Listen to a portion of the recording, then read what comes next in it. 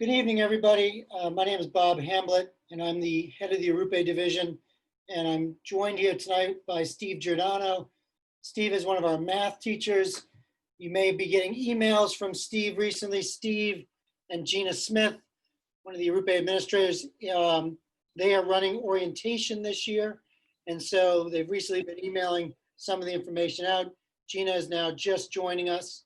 So here's Gina Smith. So Steve and Gina, as I said, they're running orientation this year. They have been sending information out. You may also have received a phone call, or your son has received a phone call in the last few days as our junior mentors, as part of orientation, are starting to reach out. This afternoon, Gina emailed out a reminder about tonight's meeting. And with that reminder, there were a couple of handouts. So a lot of the information I'm going to go over tonight is in those handouts. If you have the handout with you, that's great. You can follow along. Otherwise, it'll give you a resource to look back on after the meeting. This is also being recorded, so we'll have a link. We'll probably post a link to the recording at some point in time. So I just want to go ahead and get started. Next week, your sons will have an orientation. We've done the June orientation probably for about 10 years now. And there's two real reasons for the June orientation. One is that we found before we did the June orientation, it was a long period of time from the accepted students meetings in March all the way to when the kids got on campus in late August or in September. And we found that particularly at this point in time in June, as they're finishing up their school year at their present schools, some of them were starting to get a little nostalgic, some a little nervous about the idea they're leaving their friends if they're going to a new school without some of their best friends. And we just thought it was a good time to get them on campus, to start to get them an opportunity to meet our junior mentors. Again, our students who are going to be juniors in the fall, who work with the boys a lot over the summer, start to really feel like they are part of the BC High community and start to just sort of feel good. Again, the events we'll do at orientation next week, pretty simple. Same thing if we were doing them in the building. Our idea is to get them on campus, let them meet some people, let them become familiar, let them be a part of the school. Obviously, it's a little different this year with it doing it remote, but Gina and Steve are working very hard to give the best experience they can. The other reason we've done this orientation is for the parent piece. Prior to doing this, we would get dozens and dozens of phone calls all summer long with the same questions over and over again. And we thought, why don't we just kind of get that information out to parents ahead of time? So that's some of the stuff that I'll be talking about tonight. The first thing I want to talk about is habits. Probably about 6 years ago, right before I was doing the parent orientation, I'd had a number of conversations with some 8th grade students and their parents because they'd had a very unsuccessful 8th grade year. And it all really came down to the bad habits that these students had developed. And I was frustrated by it. And I was talking to some teachers and I just thought, I'm gonna put this right out front. And so what I put together on that parent orientation 6 years ago, I've kept every year since then. And that's this idea of what are the habits of the successful students and the unsuccessful students. We want every student to be successful, so I lead with that every year. On the successful side, learning skills and content by doing homework. Now that seems pretty obvious, but when I really talk to students that are struggling, that maybe are giving up, not doing well, a lot of times the reason they're struggling is because they're doing homework supposedly, but really they're rushing it so it looks like it's done, rather than taking the time to learn the skills, to learn what's supposedly is the purpose of the homework. They don't always understand the purpose of homework. We have to work hard to make sure we assign things with a real purpose. But again, it's building that habit that they see, okay, homework is where I practice my skills, I learn new content, I prepare for class. Second habit for guys is that they seek out teachers for extra help when they're not learning the skills and content. They ask questions and they keep asking questions until they understand. That's very different from the students who, as soon as they don't understand something, they avoid teachers. They avoid going for extra help. Or if they're forced to go for extra help, they go, but they do not ask any questions. And again, a lot of guys build that habit. And sometimes I worry most about many of our students who have never struggled in school before. They've always done well. And when they get to that first time struggling, that's a real pivot point. Are they gonna quickly go and ask teacher for extra help? Or are they gonna try to avoid things because they're afraid of what that looks like? But I can tell you, when I go into a room full of kids getting extra help, it tends to be kids who are doing really well. And they're doing really well because they're following up, they're going for that extra help. Third habit of guys who are successful is they tend to stay after school. They make it a habit, stay after school for different reasons. Maybe they're just getting their homework done before they go home. Maybe they're seeing a teacher for extra help. Maybe they're participating in a club or a sport. If it's a sport, that might be 5 days a week for the season. If it's a club, it might be once a week. It might be kind of low key. But again, they're in the habit of doing things at school, after school. The guys I was dealing with 6 years ago, as they started to fall apart that spring, one of the things we realized was they had a little club of kids, and right after school every day, they would head to Star Market and hang out at Star Market for the afternoon. And Star Market's nice. It's got a Starbucks. It's got a lot of prepared foods. It's got tables. It's a great place to hang out, I guess, if you're a 14-year-old boy. I don't spend a whole lot of time hanging out there. And that's fine to do once in a while. But for these guys, it was a habit. And the biggest problem was those days when they needed to see a teacher. Kids say, oh yeah, I'll definitely come see you after school. He's heading to see that teacher after school, and he sees all his friends walking out the door to go to Star Market, and he turned around and goes out the door because that's his habit. So we want to build in that habit of, hey, you're going to be after school for a period of time every day. So when they do have to see a teacher, great. They're used to staying after school. They're used to doing that. They're used to seeking that help. And the last habit is seeing the iPad as an academic device. Now I'll talk a little bit more about iPads towards the end of the meeting, but you know, the students who quickly start to look at their iPad as a game playing or a movie displaying device or a device for social media or for randomly searching the internet, that becomes a problem when they need to be focusing on their work that is on the device. So now we've done some things, I'll explain some things that will make that more difficult for them and make it easier for them to see it as an academic tool. But we're gonna emphasize that habit as well as the other habits over and over again. I just want to get those out in front of the parents because I do think that's what we see. What constitutes success in middle school? It's these habits, developing good habits. All right, let me get into a little bit of the academic program. So in the next few days, you're going to get, we're going to send you a list of courses. Might be before the weekend, probably be after the weekend. We'll put it in the mail, so it'll probably come sometime next week. A list of courses. Most guys take the same courses: English, social studies, science, religion.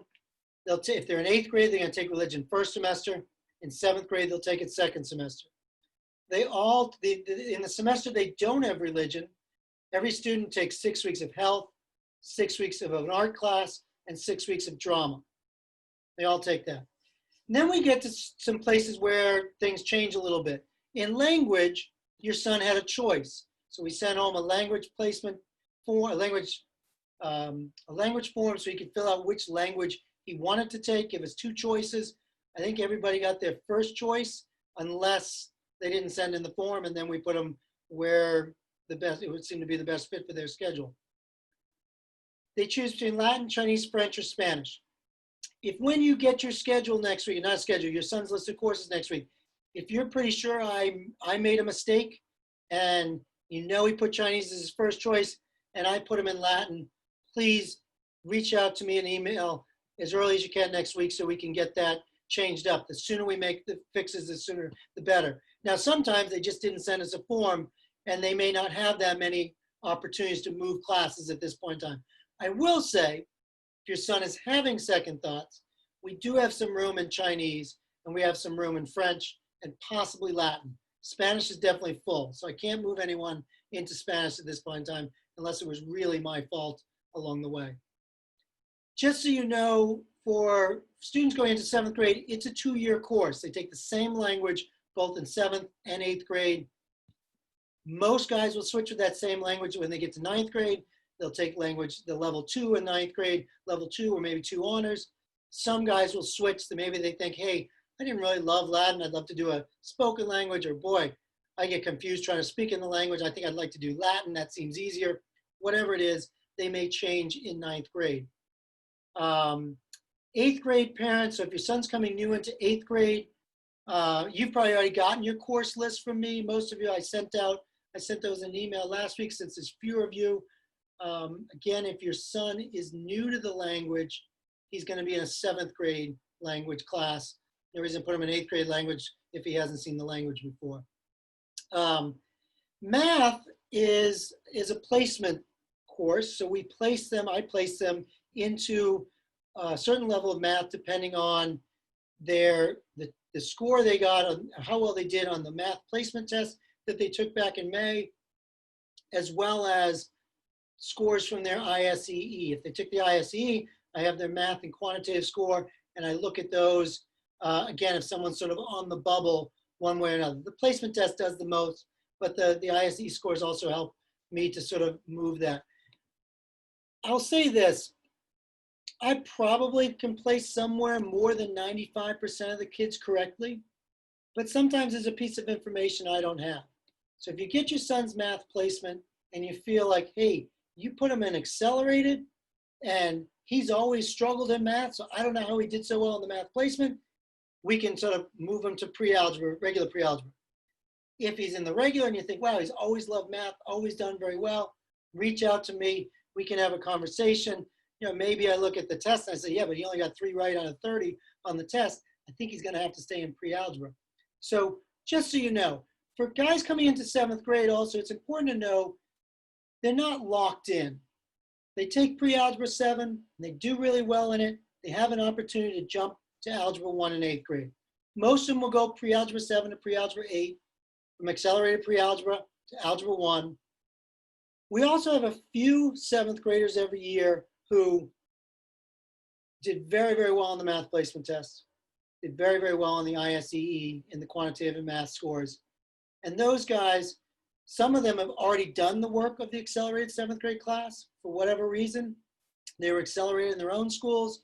Maybe they're repeating 7th grade for a reason. They've done the math and they can show me they know how to do the toughest concepts from accelerated pre-algebra. We'll put them in algebra 1.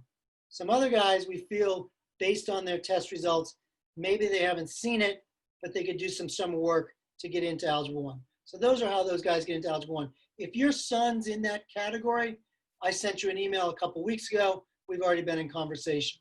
If you feel your son should be in that category, again, reach out to me and we can have a conversation about it. I will say, unless they have really high ISEE scores and the math placement test scores, it doesn't make sense to put them in algebra 1 in 7th grade. That's a 9th grade course. We're not going to put a 7th grader in there unless we really have a feeling they'll be ready for it. For parents of 8th graders, your son probably placed into either pre-algebra 8 or algebra 1. I didn't put anyone into geometry honors unless the parent reached out to me and said, hey, my son's already had algebra 1, and we did some work on that, gave him a test to show that he knew the concepts, and then he goes into geometry honors.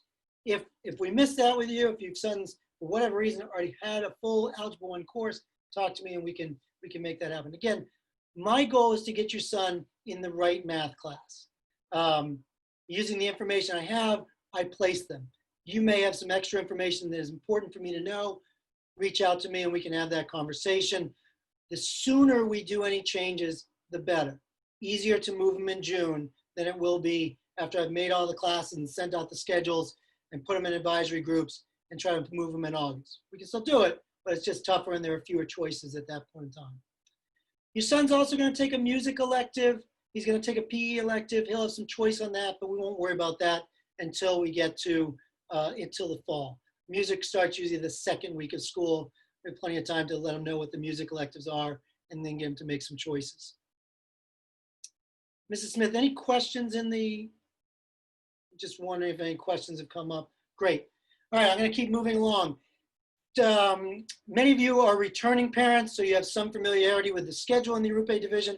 So we're going to change it up on you in the fall. We have a new schedule we're going to. And in this new schedule, your son, all his classes will meet for 40-minute periods on Mondays, Tuesdays, and Fridays. And then on Wednesdays and Thursdays, he'll have half his classes on Wednesday, half on Thursday, and those classes will be 75 minutes long. So we'll have a longer block. We're excited about the new schedule. We actually had a great professional development back in May when we came and worked with all of our faculty for 2 days with some great ideas about why you can do better pedagogy with a longer block. So we're going to be doing a lot of good stuff there. Many of my teachers have already experimented with that, particularly our social studies, English, and science teachers who've had the flexibility to do longer blocks over the past 4 years. Students will receive their actual schedule when at orientation, the second orientation, the one we have on September 3rd. So you won't get teachers and schedules until that point in time. We'll be rebalancing classes all summer long until we finally get the schedule set. The other class he's going to have, a period he'll have in his day, is what we call our flex block. So every day he's going to have a period called flex block. Some days that's going to be his music class. So one semester he'll have music. He'll have music twice a week for the semester. So 2 days a week his flex block will be music. The other semester he'll have PE. That'll be 1 day a week. So 1 day a week in the other semester he'll have PE during flex block. The other times during the week he's got what we call free flex. So he has study hall. He can go, many study halls open. He can go to extra help rooms. This is when teachers will meet for extra help. Guy can retake a test. The guy, maybe he was out sick. He missed a quiz. It's time for him to come in, take up that quiz. There's a math lab that runs with math help every day. We have the guidance counselors to start running organization workshops. Usually not until about October. By then we know who really needs the organization workshops. The guidance counselors start running those. We also have some enrichment during that time. I have a lot of students who want to use that time to get their homework done because they say, hey, Mr. Hamlet, when I get home, I've got a lot of things I need to do. I'm going to get my homework done during flex block. Great. Other guys say, hey, Mr. Hamlet, I don't have a whole lot to do when I get home, and there's nobody around, and so I'd much rather do some sort of activity here, hang out, be here with friends. So we have things like book club or coding or art options, or there was a robotics thing called Cubelets, or I ran a debate team, and many other clubs that kind of come and go depending on interest. And again, we try to work with the guys to say, hey, you have some choice here during your flex period. Use that wisely. Think about what your commitments are outside of school and what's the best way to use this period. We also use it to introduce the students to some spiritual opportunities that we call our Manresa activities. And they have 3 of those. They have to do a minimum of 3 each semester. A lot of time in the semester for them to do those. And they range from various spiritual activities to worship, to finding out more about the Jesuits.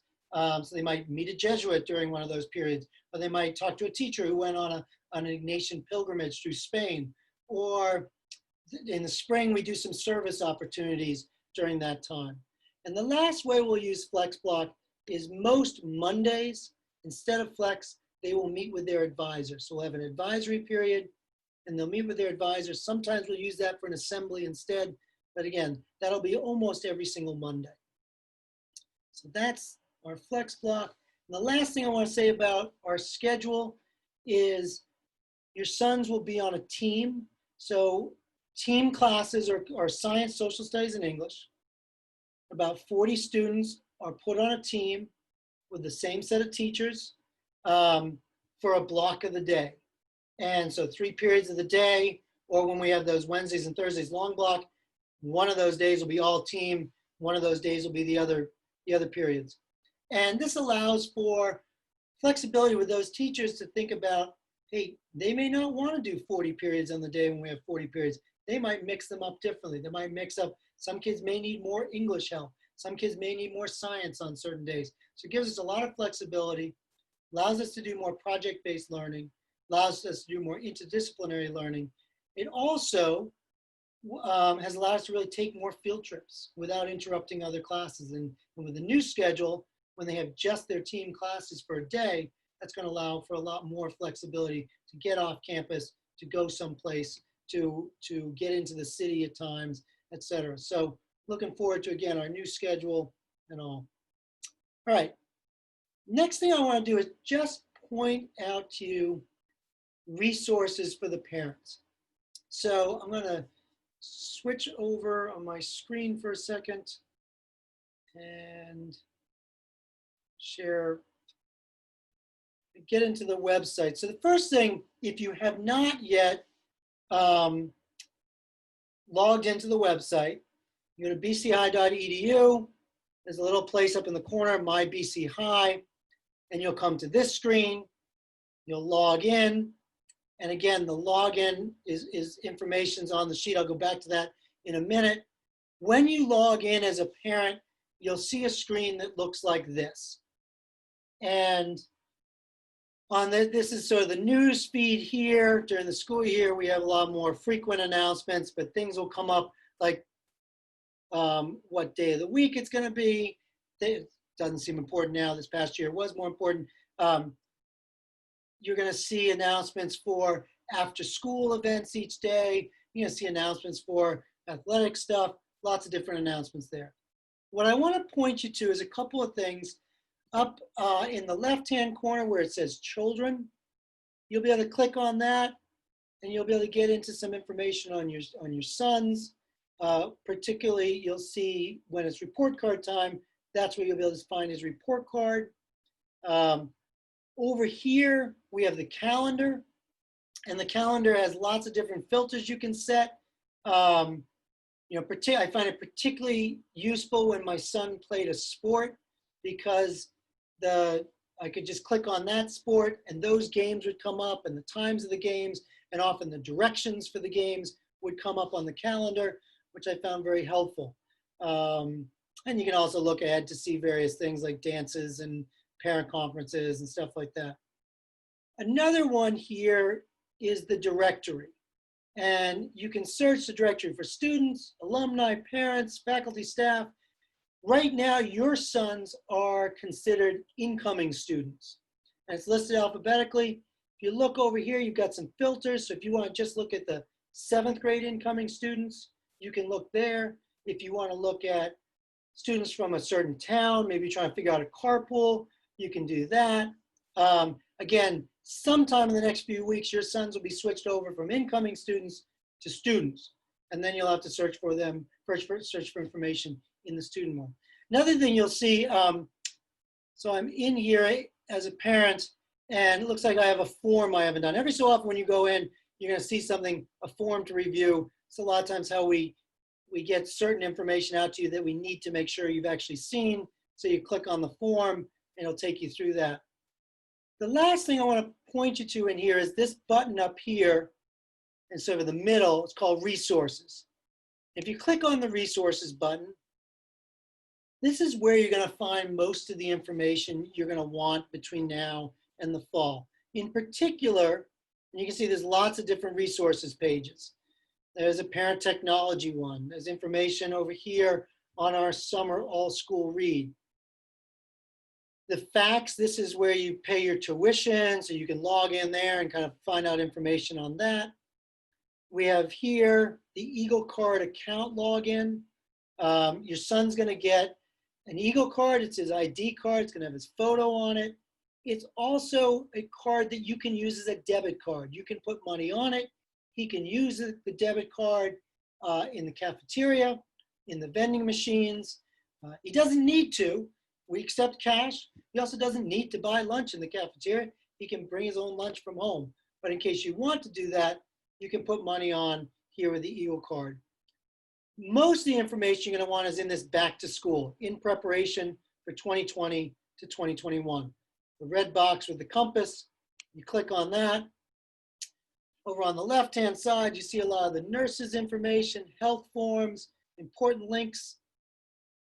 In the middle, you have things that are just for the Arupe students. The stuff at the top is all information that went out in the registration packet back in March or April, whenever you registered. Here's the information on the Arupe summer reading. Here's the course materials list and the apps, the approved apps. Many of you came to the webinar we had on the iPads back in April. If you weren't able to make it to that, want the information, you can click here, and we've got the iPad webinar. You can watch the webinar. Again, tonight's webinar will also be recorded and probably posted right there as well. So again, lots of different information. If you also have a child coming into the high school, you've got the high school information over on the right-hand side. All right, I'm going to move back out of this, but again, if you have not yet logged into the BCI portal, I highly recommend that you do so. This is where you can get so much of your information. All right, so I'm going to switch back to where I was before. And again, parent login, if you haven't logged in yet, it's your first name, last name, no space in between. Password, if your son's coming into 7th grade, is BCHS 2026. For if your son's coming into 8th grade, BCHS 2025. And then you'll see the information that I just went through as far as navigating the website. The one thing I didn't talk about in that was the T passes. If your son's going to ride the T or the commuter rail, we're waiting for some more information from the T. Again, with everything that's happened this spring, they're a little behind their usual schedule with us. We hope we'll send something out in the next few weeks. As soon as we get the information from the MBTA, we will send something out on T passes. The other thing that I'm not going to show you, so what I just showed you was the BCI portal. Your sons will spend most of their time online on what we call Canvas. And Canvas is our online learning management system. That's where your sons and you will be able to see all his assignments posted. It's where you'll be able to see the grade book, where he'll be able to see the grade book. So he does an assignment, it gets graded, the grade gets posted there. You can see the running grade. A lot of course materials will be on each class page. So there'll be, whether it's videos or links or documents or articles, almost all the information will be on Canvas. And again, we don't do a whole lot of passing out paper anymore. Most of the time, the information is electronic, which is great. It means kids are not losing all their papers, or when they can't find something, they can just go to Canvas and get it from Canvas. So here's some information on your sheet. I'm not going to go over because it's on the handout that we mailed out today, but some contact information, again, that's on the handout. I do want to talk a little bit about before and after school policies. Our school day starts at 8:20. Students show up much earlier than that. Some show up at 8:19. Some show up before 7 in the morning. The school doors open before 7 in the morning. And I don't usually get here much before 7, so I don't know exactly what time they open. The front doors do open early though. The Arupe doors in the back of the school open up about 7:15. Whatever time your son gets to school, the first thing he's going to do is go to his locker, drop off his bag, his coat, and his cell phone. That stays in the locker for the day. Now, things could change in the fall. We may not, depending on what the health code says, we may not be using lockers. But in a normal year, that's what they do. There are lots of places for your son to be before school officially opens at 8:20. The library and cafeteria open at 7 a.m. So if he needs to come in early because he's riding with someone who comes in early, or you need to drop him off early, or his train, he's on a train that gets at 7:35, there are plenty of things going on.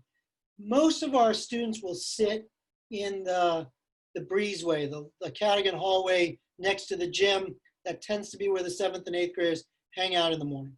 We also have a morning study hall from 7:15 to 8. So if your son needs quiet in the morning and he wants to do some work and he has to get in early anyways, it's a great place for him to do work. We really open up the rest of the building at 8 o'clock, although they do come in to put their stuff in their lockers, but they don't hang out in our building except for the morning study hall until 8 o'clock. Some guys will go to the library, some guys will go to the cafeteria. High schoolers tend to be in the library and cafeteria. That's why our guys tend to go to the Cadigan hallway. At 8 o'clock, they come in, they can go to homeroom. Homeroom officially begins at 8:20, but a lot of guys like to just go hang out with their friends. I start to kick them out of the breezeway hallway at about I don't know, 5 past 8, maybe 10 past 8 if I'm running a little late. The one thing I think it's important for you to know as you're thinking about your son's schedule is most students need at least 10 minutes prior to homeroom in order to be organized for the day. Not every student. Some students can get to their locker, put their stuff in their locker, grab what they need, and be out in 38 seconds. Some students need a good half an hour because they're going to socialize, they're going to chat with the guys near their locker, they're going to forget something, they're going to go back a few times. You know your sons. What I say to you, if it's all possible, give him the time he needs to be ready. Now, for some, that's not possible. We have a train that gets into JFK UMass at 8:05 in the morning. They hustle over. They're on campus by 8:15. They've got 5 minutes. Sometimes that train is late. We work with them on that. But again, just as you're factoring in what time your son will be here, it's very difficult for a guy who's showing up every day because they were late in traffic and he's getting there right at the start of homeroom and he's feeling a little bit behind the 8 ball. So again, if you have any control over that, give your sons the best advantage they can get. After school policies. So we finish up about 2:35. They usually get dismissed from homeroom. But they can stay on campus really until 6 o'clock. The only caveat to that is if they're in the middle school and they're on campus after school gets out, they have to be someplace supervised. Now we run an afternoon study hall every day, silent study hall, as well as a homework club for an hour after school. So if guys want to get their homework done, particularly if they're waiting for like the 4:08 train, or they're waiting for some other train, or waiting for the carpool to pick them up, or waiting for their older brother to finish up a practice, they've got a place they can go and get their homework done. After 3:45, they can also go to the cafeteria. The cafeteria is open until 6. We close down the Arupe division at about 3:45. That's when the silent study hall and homework club ends. Most of our clubs, if they're doing clubs after school, those usually finish by 3:30 to 3:45. If they're doing a sport after school, those practices probably go to about 4:15. Some guys at 4:15 are then hustling to catch a 4:30 train. Other guys have just missed a little bit earlier train. They're waiting till 5 something. They might take a little more time, get their stuff together, go to the cafeteria. They can do homework there. Some students will go to the library after school. After the Walsh Building closes 3:45, if it's the right time of year, we will often try to have a gym open with a prefect in the gym. They can come to my office, borrow a basketball, or borrow basketball from somewhere else. So a lot of guys might do their homework for an hour and then hang out in the gym for a little while and then catch the train home or catch their ride home. So there's lots of things for them to do. Again, we like them to be around after school. We like them to really start to build that community. And again, if there's a game on campus, they can go to the game. Everywhere they go, they have to be someplace supervised. They can't be hanging out someplace which wouldn't be supervised. All right, I'm going to transition a little bit right now, and I'm going to just check. I don't think we have any questions at this point in time. Oops, sorry, I'm looking at the chat room. Okay, I'll try to get to some questions at the end, or Steve or Gina, if you see any questions, let me know. Quickly with the iPad again, we did a webinar a couple months ago, so a lot of this information's in that webinar. On the first slide here, not going to really go into much detail. The information's there, more information in the webinar. Number 2, sometime this summer, you're going to get an email asking you to sign up for a setup session. Please do that. It'll probably be in August. You come into school with the iPad, and we make sure the student's email is on the iPad. We make sure he's connected to our wireless. If you need any assistance in getting the content on it or the apps on there, and we also will put a management system on the iPad that will restrict him to mostly academic purposes. And just so you know, when you purchase, if you purchase an electronic book, and we'll be sending information out on that at some point in time.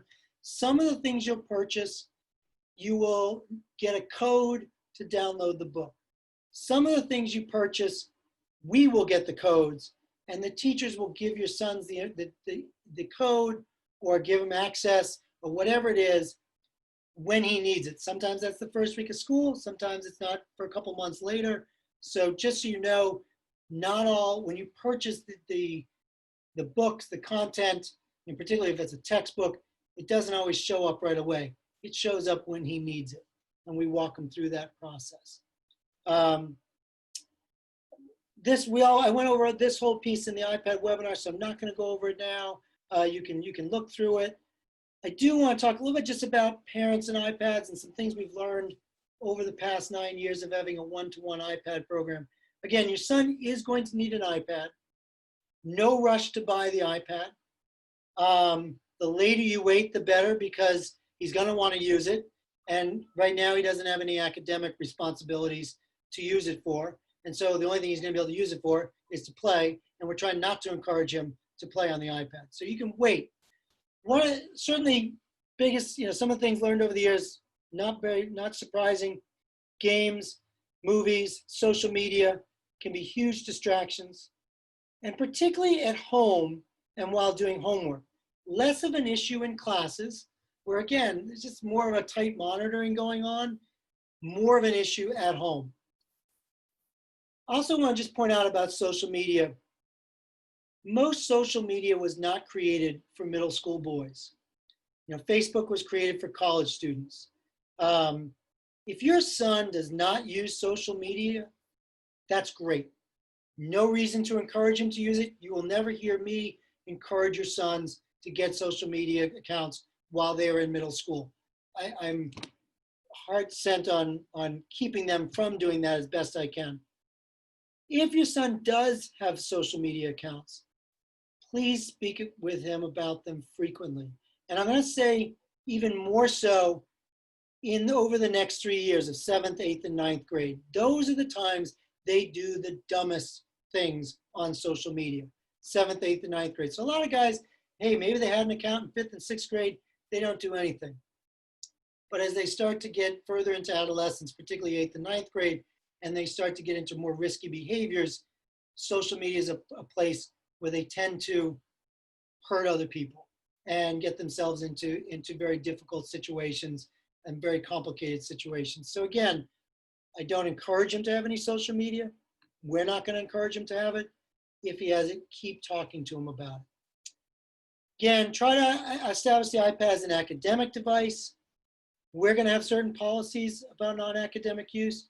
The management software we're going to put on there is going to really restrict what he can have on the iPad. It's going to be an iPad for primarily only the apps he needs for school.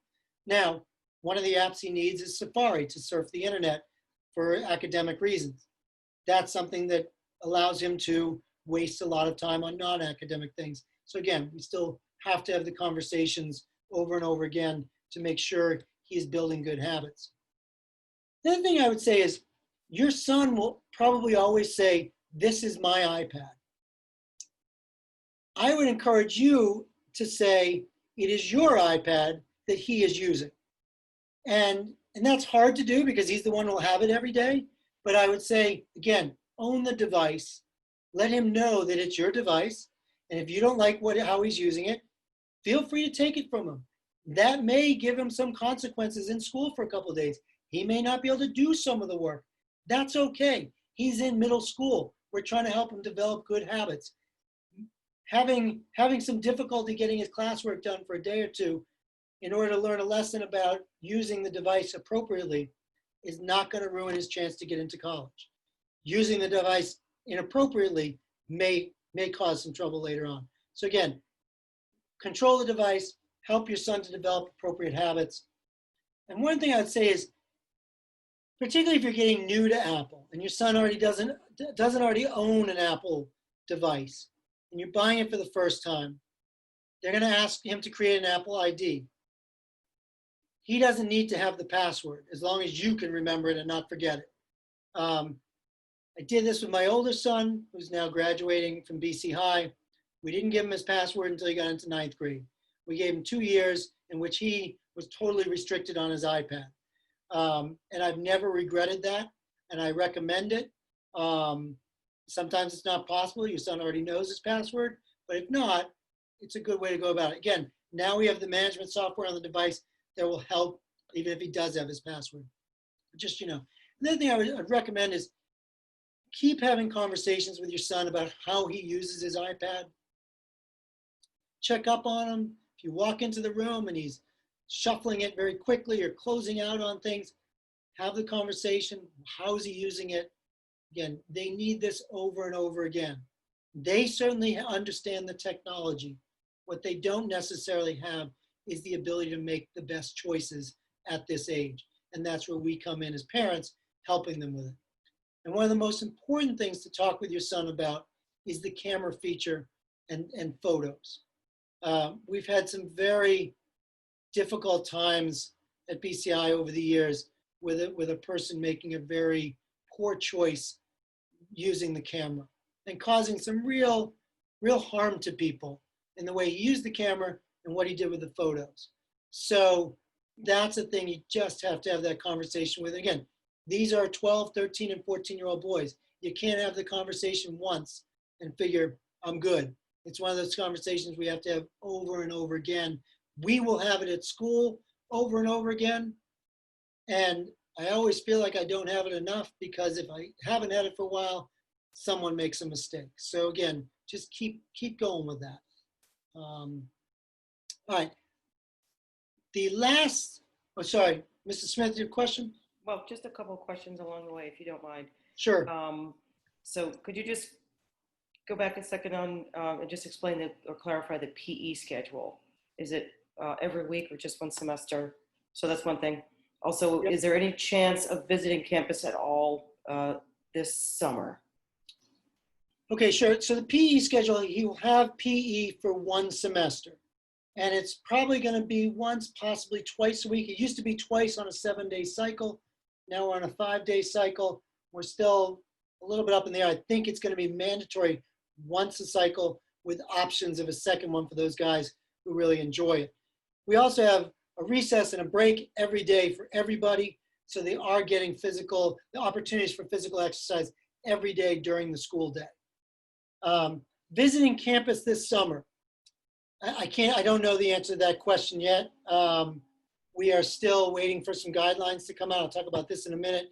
But oftentimes we get people come in August, particularly if they're going to be taking the train. A lot of parents will do a dry run with their sons on the train so their sons know where to go. Sometimes you get a couple of parents with a group of kids doing it.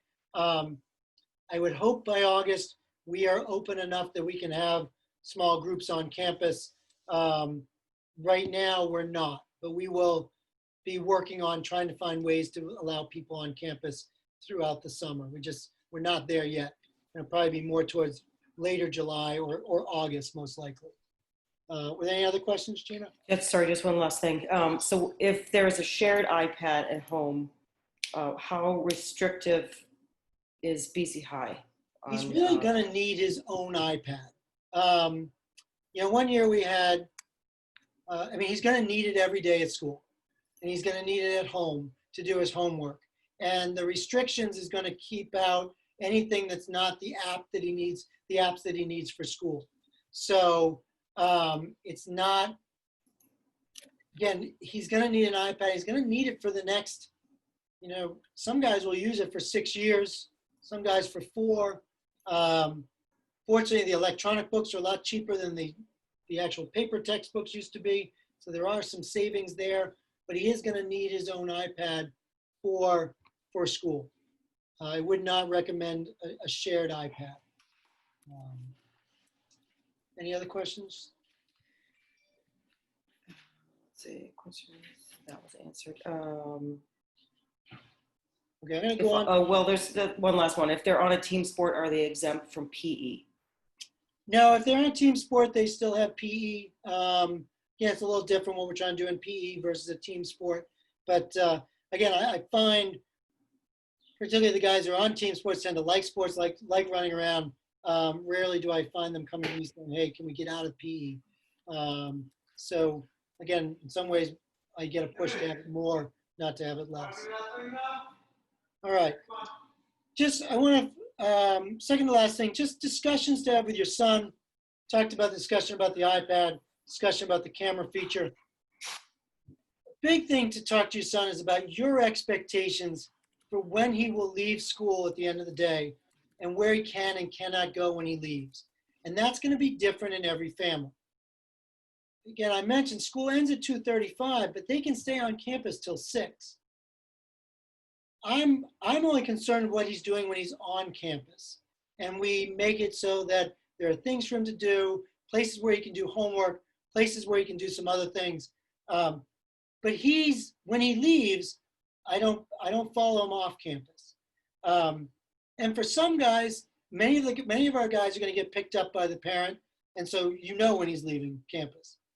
But many of our guys are going home by train. Sometimes they're taking the T, it leaves every 5 or 10 minutes, so there's a wide range of times he can leave school.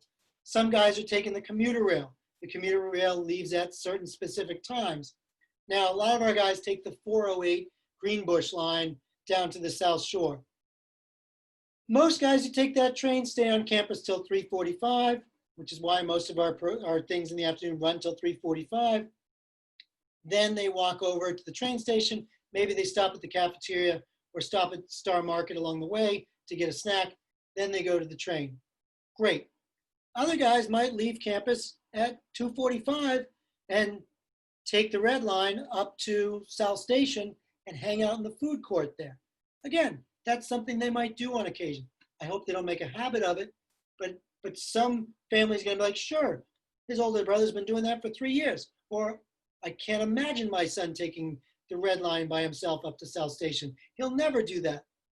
It's important for whatever your expectation is that your son knows that expectation. Used to be more frequently with every kid having a cell phone, it's a little less frequently, but almost every year in the fall, we get a parent who gets out of work early, decides they're going to be a great parent, pick their son up from school so he doesn't have to wait and take the train home. And they come to school because he says every day he goes to Silent Study Hall till 3:45. They get here at 3:15. He's nowhere to be found.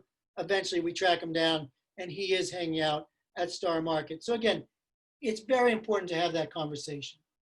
If your son is going to take the train, and not every kid does, but quite a few do, please have a conversation about his behavior on the train, about what he does when he's walking back and forth from the train station, how he behaves at Star Market, etc. Earlier, I mentioned the Eagle card, which is a debit card. If you do put money on your son's debit card, again, you don't have to. He can use cash in the lunchroom. But if you do, it's good to have a conversation with him about how he's going to spend that money. Some parents call me outraged that their son has gone through $100 in the first week of school, and they want to know how that happened. And usually I don't know, but the kid knows because he bought lunch for everybody at his table for 2 or 3 days in a row because he thought he was being a nice guy. So just have that conversation about your expectation about how he's going to use the card. Sometimes, and sometimes guys, just don't make good decisions that way. This is a great time when your son, for many cases, is going to a school further away from home. He's going to have a little more freedom, but also a little more responsibility. It's a great time to have conversations with your son about those responsibilities. And the last is just personal belongings. 12, 13, and 14-year-olds seem to lose their stuff all the time. And we do have a lost and found. And there are lots and lots of things in the lost and found every year, and very few kids looking in the lost and found for their stuff. But just have them keep track of his stuff. Rarely do they lose their iPad, but they commonly lose their pants. And I'm not sure why they walk out of here without pants on every day, but they do. And what I would say to you is the first thing a kid says to me when he loses his pants is he says, someone stole my pants. And I'm pretty sure never in the history of the Arupe division has a pair of pants been stolen by any child.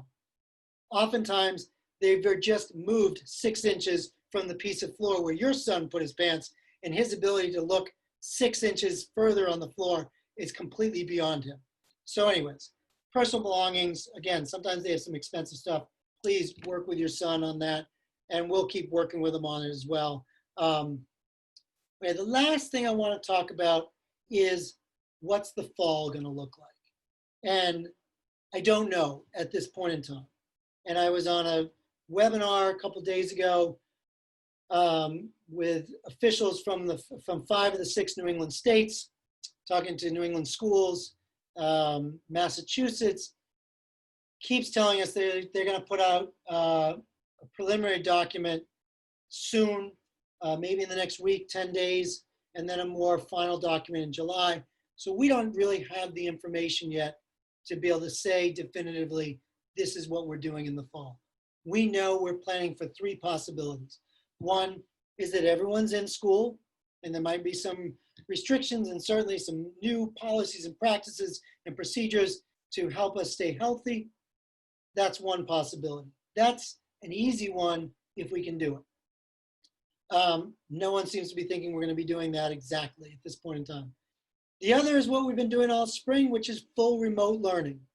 And I will say this, no one wants to go back to full remote in the sense that we like having kids in school. We like the personal interaction with the kids without having to go through a computer screen. But I will say this, we did it very well this spring, particularly with really no time to plan. Extremely impressed with what our teachers did.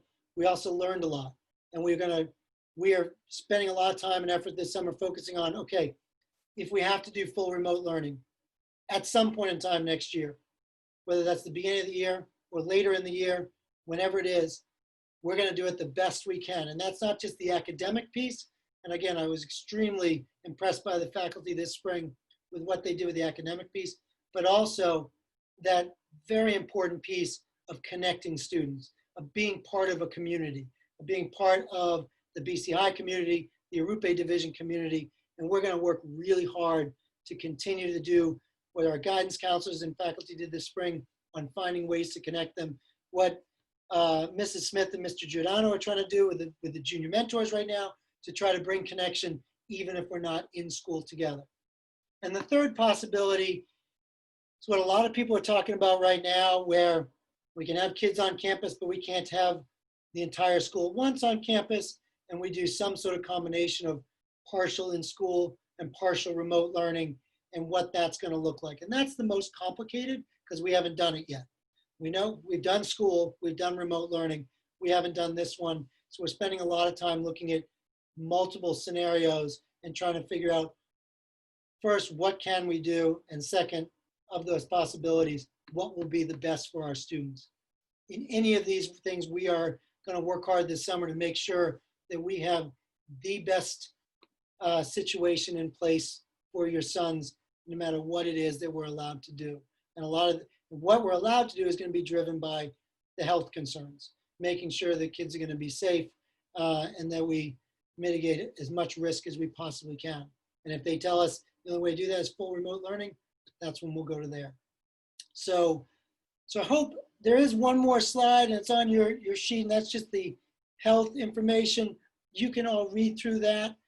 So I'm not going to read it for you, but just make sure you're getting the stuff into the nurses. It's usually in the Arupe update every week, the information from the nurses.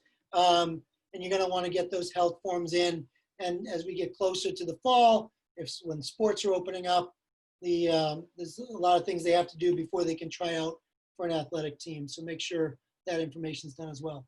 Mrs. Smith, you have some questions? Yes, just one. Could you just mention any discussions on substance abuse that happened during school? I'm sorry, in the context, do we have any topics for that? Well, one parent's just wondering if there are discussions about substance abuse. I wrote back, it's part of the health curriculum, but yeah, it's part, I mean, certainly in the health curriculum, we talk about substance abuse. We also, beyond the health curriculum, we use both our advisory and our advisory programs. So that's small groups meeting with an advisor and organized by the guidance counselor, as well as assemblies sometimes to talk about various topics related to health. Again, the biggest one that we were addressing over the past couple of years in the middle school level was really about vaping. And although some of the health risks that came out last year somewhat lessened that for us, and it was not as big an issue this past year as the previous year. But again, talking about vaping, talking about making sure guys are aware of dangers and what's safe is very important. And so we do it. And again, oftentimes we're trying to do things proactively, and then occasionally something comes up in which we have to do it reactively. But certainly that is something that we do, is talk about substance abuse. Any other questions, Mrs. Smith? So we don't know anything about the athletics in the fall. Some athletics are opening up this summer, so that gives us hope. Outdoor activities may be easier to run than some of the things that happen in the classroom. So we'll see what they come up with for that, and we will adjust accordingly.